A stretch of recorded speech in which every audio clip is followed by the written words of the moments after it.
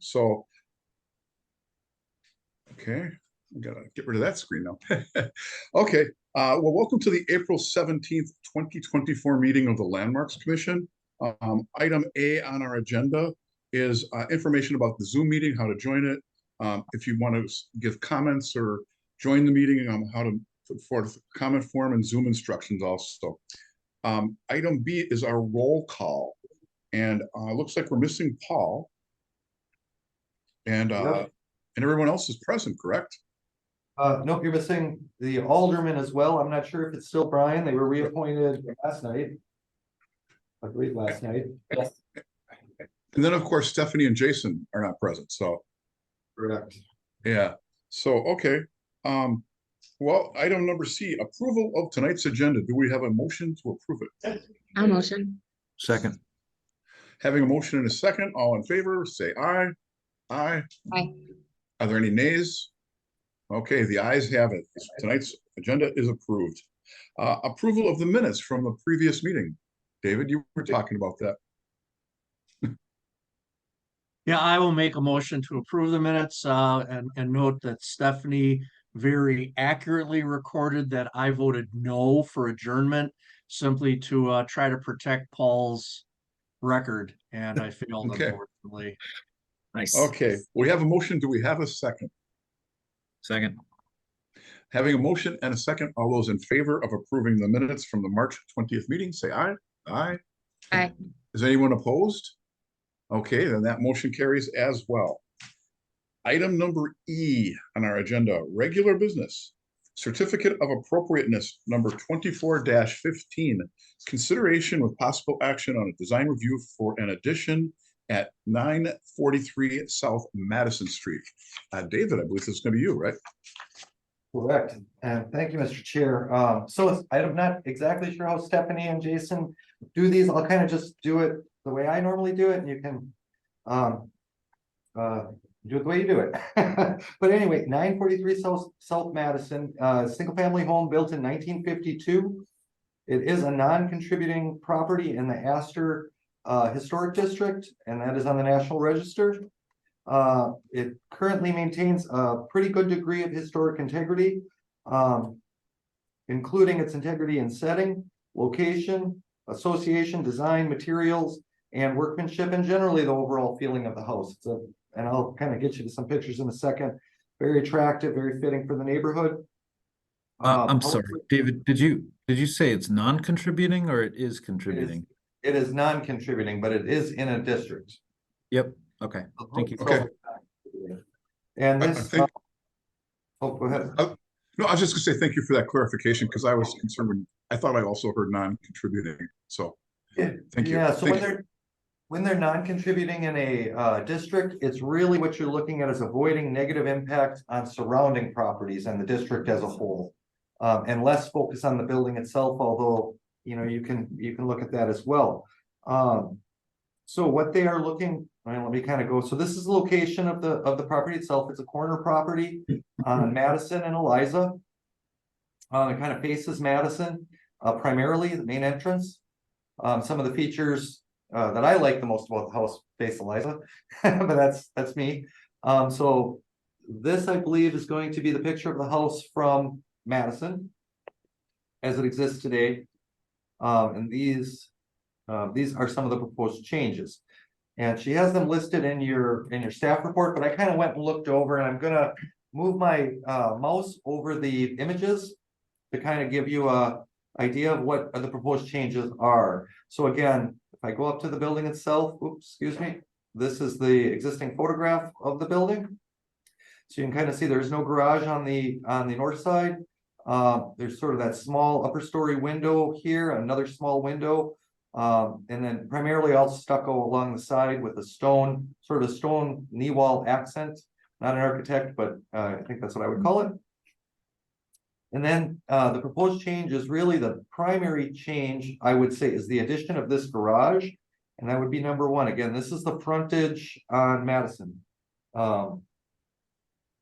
Yes. So it would be the addition of this garage with a flat roof, and the exterior material would be hardy plank, which is that hardy board siding. So a cementitious style siding. Garage itself is 24 feet wide by 34 feet deep, so a good size, about 800 square feet. The second thing that they're looking to do is here enlarge this window opening. If you remember or not, there was just sort of I don't know what you call those windows. Transom window. A transom window. I always call them like galley windows. Probably above some cabinets or something at one time.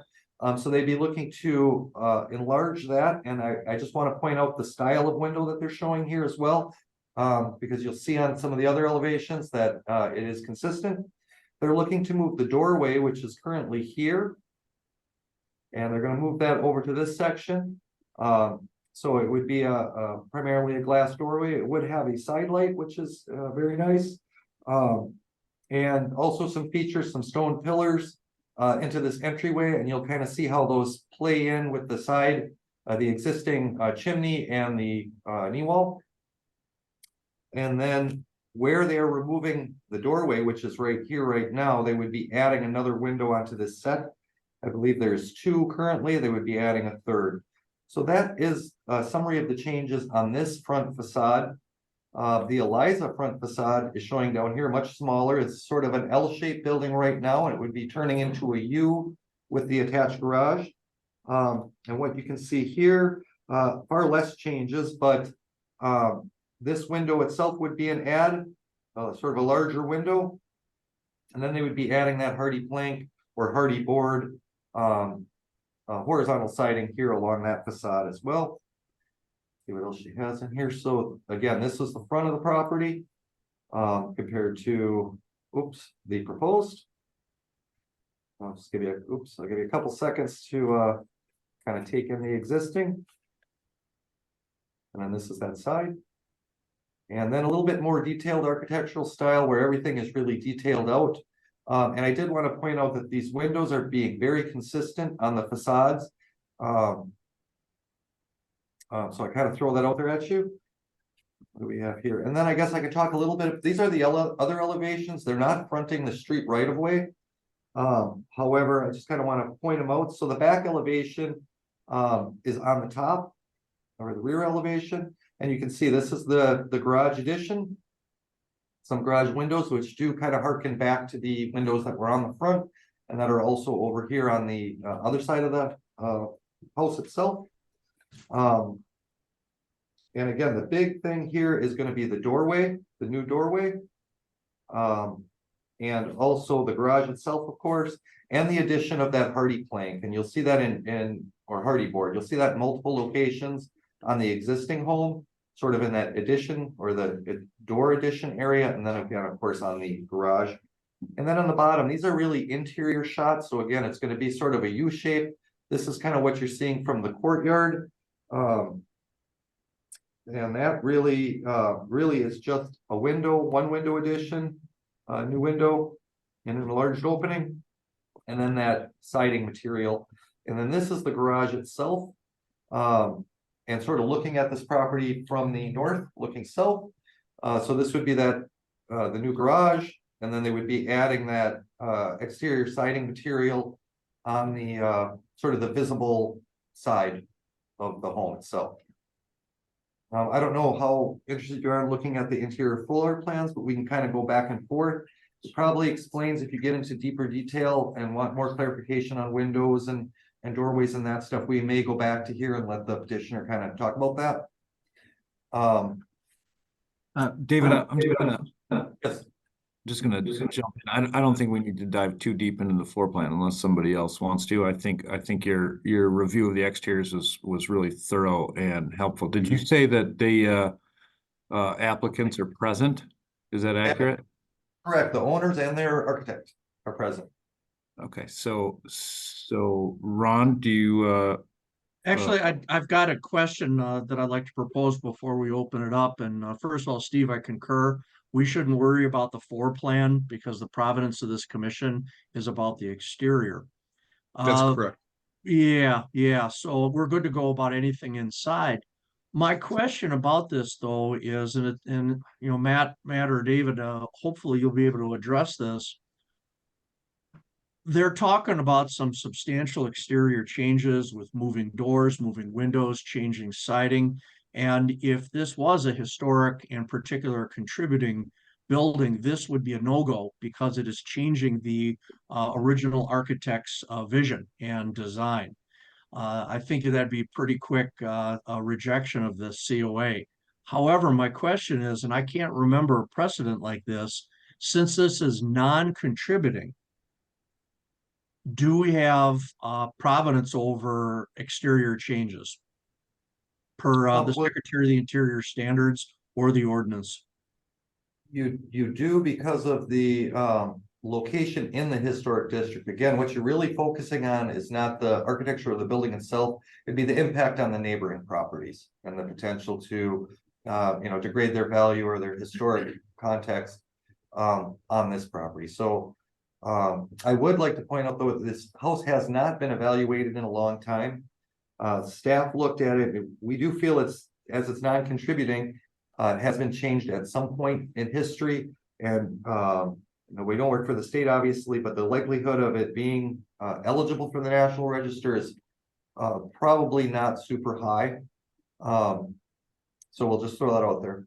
Can I interject one comment? I think they have to Oh, open it up for comment. okay. At this point, I'll make a motion to open the floor. Second. Okay, having a motion and a second, all those in favor of the floor being open, say aye. Aye. Aye. No one's opposed, obviously. So, okay, the floor is officially open. Where And would you like? Why don't you come up to the? You can just sit with us. Come sit with us. Not We're too, going- Okay. not too formal. Everybody a little bit.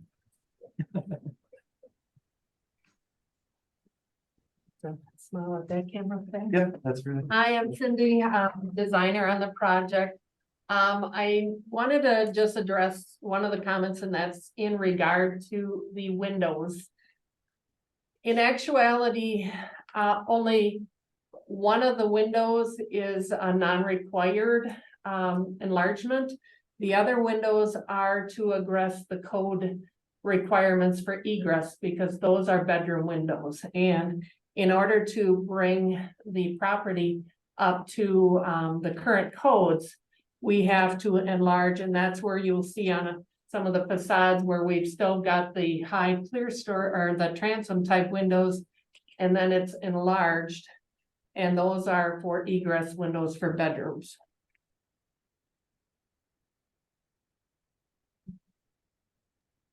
To clarify, look at the floor plan, that bedroom is a new bedroom, is that correct? There is two existing bedrooms, and then towards the front of the house, there is the one new bedroom.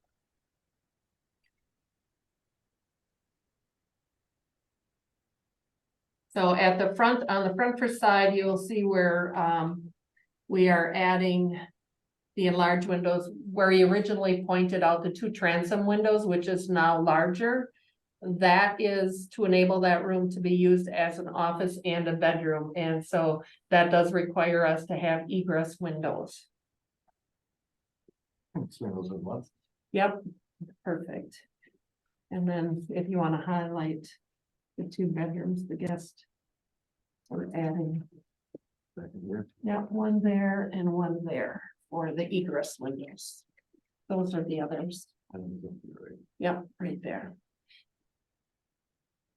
And those are, he has marked on the plan there, the windows that are added to address the exiting from the bedrooms, to provide the second exit from the bedroom in case of fire. Right, and as this property is not contributing, it's unlikely they could get a variance based on historic integrity of the home. So those code required egresses without remodeling the entire interior would be necessary. Well, that does address the window on the south side, but there are the other changes, the exterior changes on the west side. The movement of the door, the changes in the windows, those are not about egress issues, but those are about result of remodeling. Specifically, as I'm interpreting it, taking the old garage, turning into a home office, consequently adjusting a window, adjusting a doorway for improved floor plan. Would you agree that that's an accurate interpretation? That is accurate.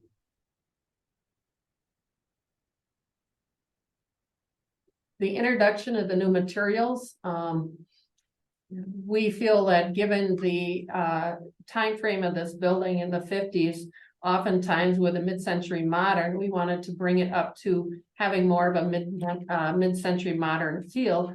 Oftentimes they have a stucco, a wood, and a stone. And we wanted to better be able to incorporate the addition of the garage by bringing also these materials into other aspects of the home in order to make it feel it was all done at one time and not look like, hey, someone added a garage onto that. We wanted it to have a cohesive feel that this house all goes together. Well, I would say that what your design has achieved that, that proposed garage does look like it's part of an original, certainly doesn't have the look of a modern garage.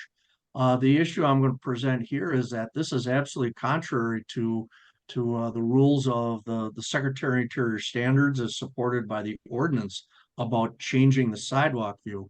And the unfortunate reality is that the virtues of it, such as trying to match or improve layout, just doesn't trump the rules that we have to follow. So I have some very significant objections to the changing the sidewalk view, particularly that west side, simply because it is altering that original architect's vision, the original work.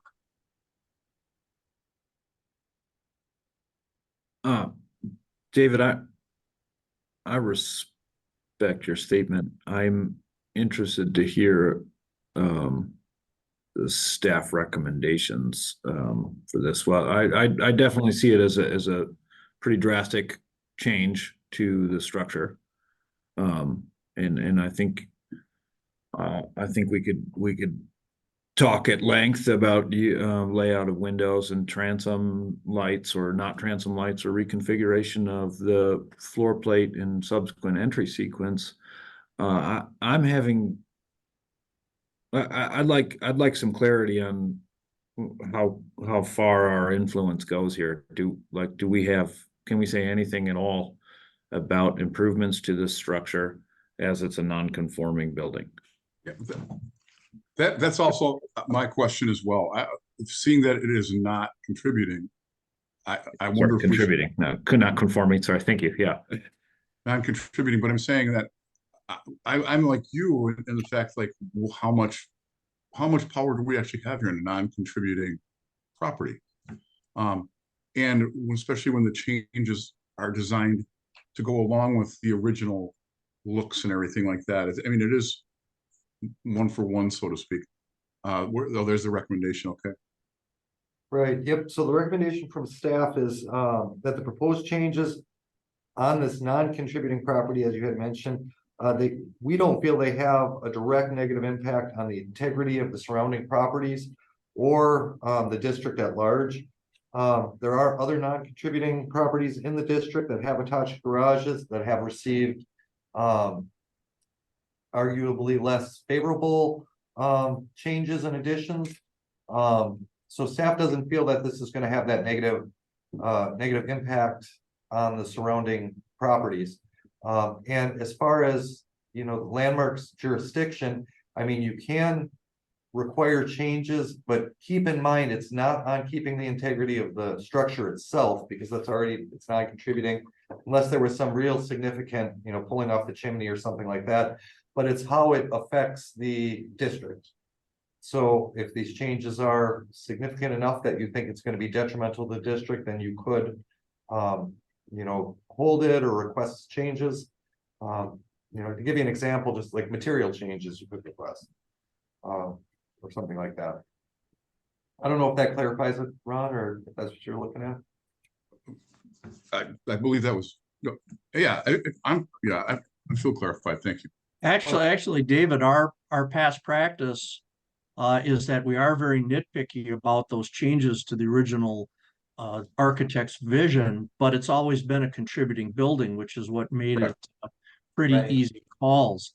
And frankly, you're talking about your example of a chimney. Well, the same thing is true with moving that door and changing that window. It's changing, it's altering its historic presentation, and that we have always objected to, even minor things. But again, it's a contributing factor. I'll also point out what somebody else said under the recommendation. Usually staff is very clear and says their recommendation is to approve or disapprove. And unfortunately here, they don't have a clear recommendation. They have an interpretation about not having a direct impact. So I'm a little frustrated with the recommendation there because it's leaving us hanging. And unfortunately, those guys usually are so good about interpreting the standards and the ordinance. And we're left in a quandary. You guys, I believe we still have an open floor. I don't know if there's further conversation we need to have with the applicant or public, or if we should be closing that up. Does anyone else there at City Hall in public have something else to add? Then we will entertain a motion to close the floor. Make the motion. Or a second. We have a motion and a second? Okay, motion and a second to close the floor. All those in favor? Aye. Okay, and no one's opposed, I'm sure. So the floor is officially closed.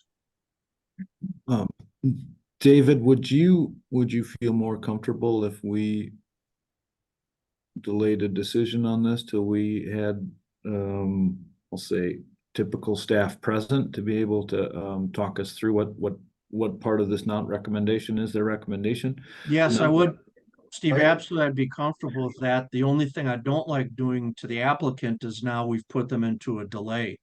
So to expedite things for them, what I'd like to do is see that we get an interpretation from staff, a more clear recommendation about it. And we do it expeditiously so that the applicant can proceed one direction or the other. I don't want to do something that makes them waiting another month. I totally agree. Given that it's a non-contributing building, do you think it would be reasonable for us as a commission to default to the staff recommendation with follow-up for us? I mean, can we put, as a non-contributing property, could we put the recommendation back to the staff level for them to circulate following the meeting, or is that too far off a protocol? No, I like that. I think we can do anything we want. If we can say we pass the recommendation on to staff and give them permission to give the thumbs up, thumbs down, but to make it very clear the factor of the non-contributing. I mean, that if it was a contributing building, I think we would be having a very different conversation. Right. Agree. And given Agreed.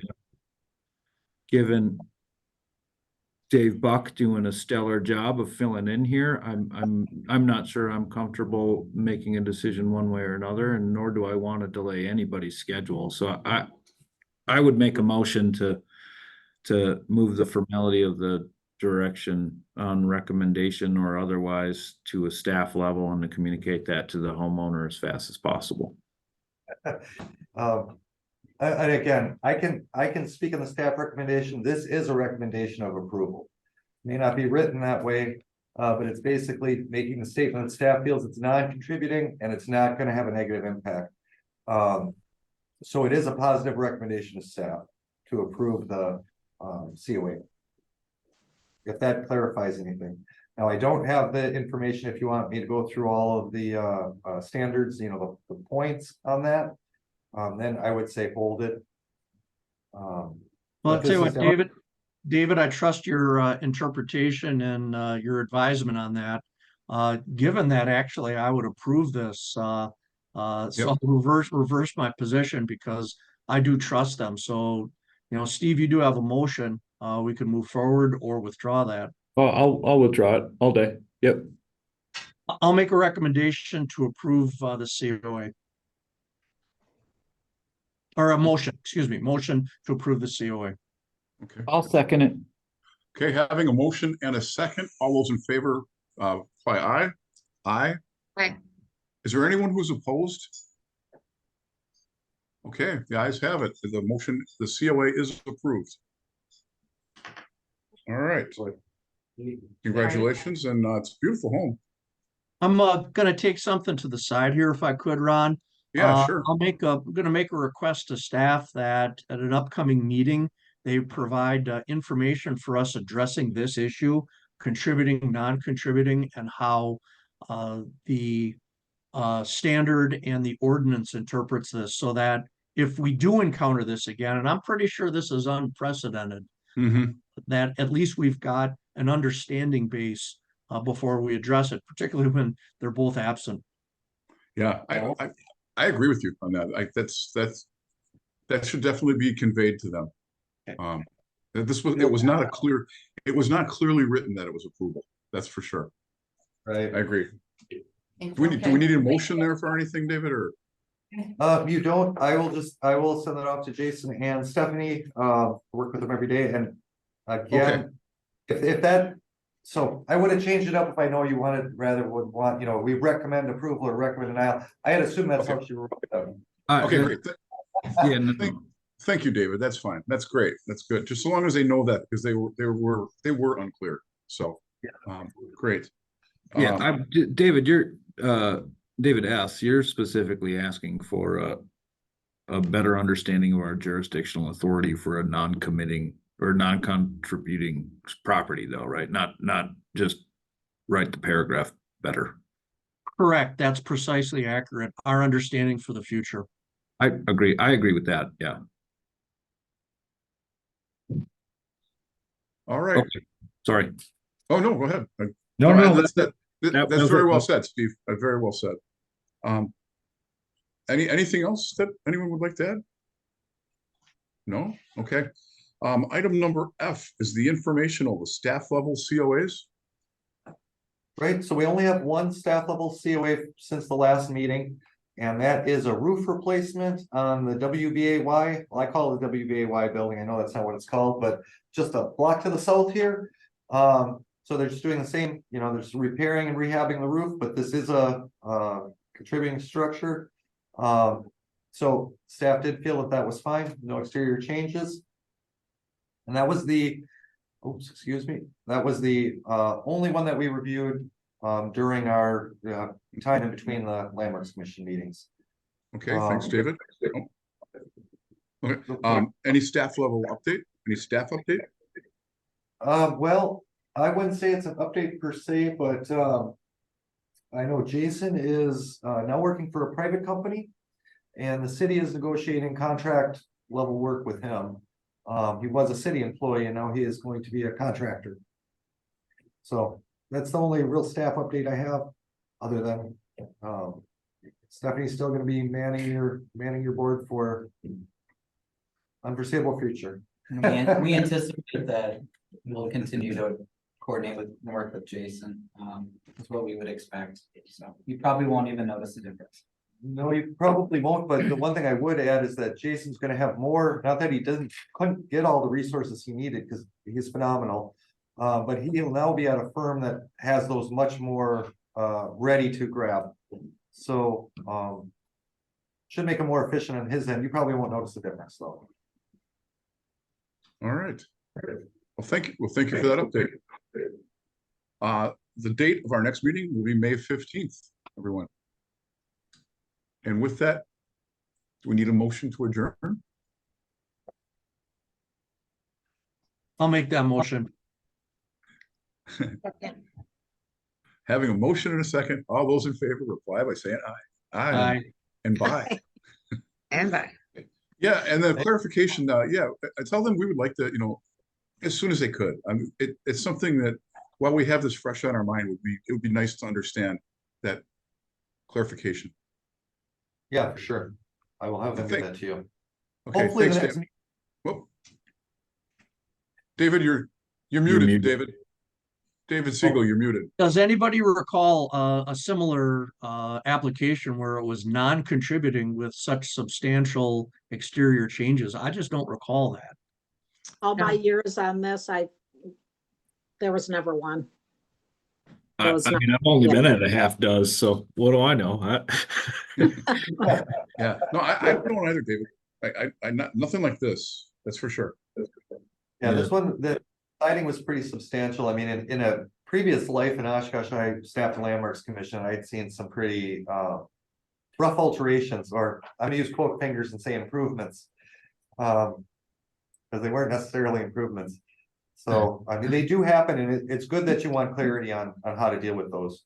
And I'm Sure, sorry I don't sure. have clarity for you. No, that's David Buck, I think that's fine, man. You're doing great stepping in. I maybe on the clarification piece, I'd like to understand the tipping point between what goes before the commission and what can function on a staff recommendation. Because if it's a non-contributing building, why is it coming to us anyway? Right? Like what you know what I'm saying? Like, I'm not sure I completely understand where the line is where it's, I've seen non-contributing sheds get it, like sheet metal sheds go in somebody's backyard because it's a non-contributing Menard shed, and they said sure, and that was approved. But this is a non-contributing house in its entirety, and it comes to us. I don't really understand where that line lands. Is that reasonable to? And in particular, this is changes to the building itself. The shed's kind of an easy one, but with this one, can you imagine if this was, say, an 1880s home and they were suggesting doing all of what they just did? We would have very quickly rejected it, right? Oh, Right? yeah. We've Well, rejected to contributing buildings much less in the past, to the great frustration of the applicants. So it's very intriguing that after all these years, we finally came up to what I thought, well, this would kind of be an obvious one with precedent, and it wasn't. Right. Tricky. I mean, So this is the insanity that happens when Ian leaves.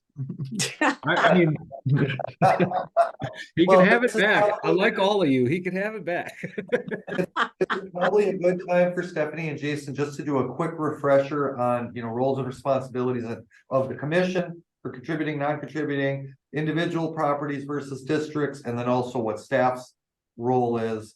So I think that's a great idea. Yeah, and there's always those factors too. If it's an outstanding architect. I mean, when I was in Illinois, there was a little ranch that was done by one of the first female architects in Illinois. It was nothing special, but they couldn't touch it because it was her design. And it was very significant. And it was, I think, a 50s or 60s. So yeah, I'll definitely let Jason and Steph know, and so you can expect one of your informationals to be a little longer than normal. I love that.